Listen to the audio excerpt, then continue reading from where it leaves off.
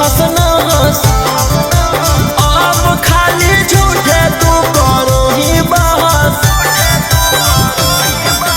जिंदगी छौड़ी कर देनी तहस नहस। अब खाली झूठे तू करो ही बहस।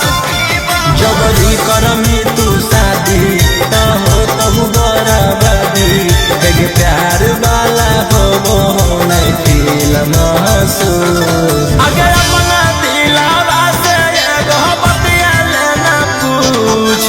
लेबो नहीं देबो तो तू रहबी कैसे खुश।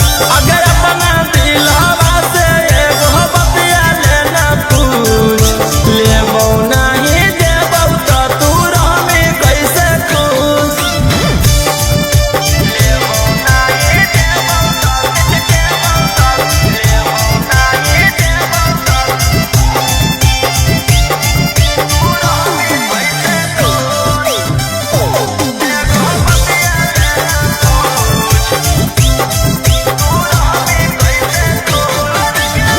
जार गेल जोर बाकी आई खाना छूट हो। देख के रहनिया तोरा दिल हम टूटो हो। जार गेल जोर बाकी आई खाना छूट हो।